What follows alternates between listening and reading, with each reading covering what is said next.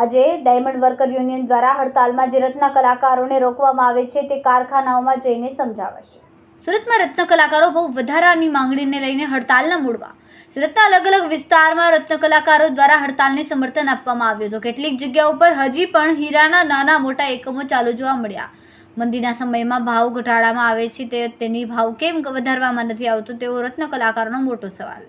વર્ષોથી હીરા ઉદ્યોગમાં જોડાયેલા રત્ન કલાકારોના રોજનો ભાવ વધ્યો નથી। મુશ્કેલીના સમયમાં સરકાર રત્ન કલાકારોની મદદ કરે તેવી માંગણી કરવામાં આવી।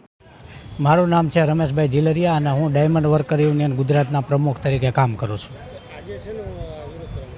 આજે અમે ડાયમંડ વર્કર યુનિયને રત્ન કલાકારોને સ્વયંભૂ હડતાલ માટેનું એલાન કરેલું હતું।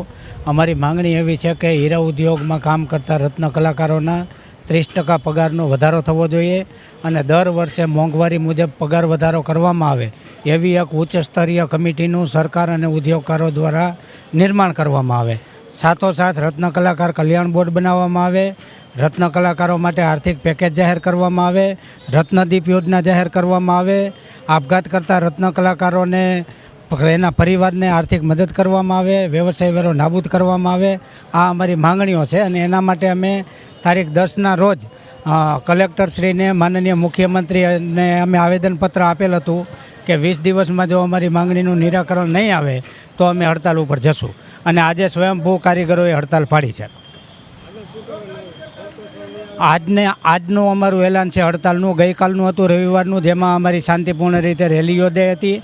આજે રત્ન કલાકારો સ્વયંભૂ રીતે હડતાલમાં જોડાઈ રહ્યા છે। આજે સાંજ સુધીમાં કેવો આ બાબતનો પ્રતિસાદ છે એના ઉપર અમે આગળની રણનીતિઓ નક્કી કરી અને કાર્યક્રમો ઘડીશું।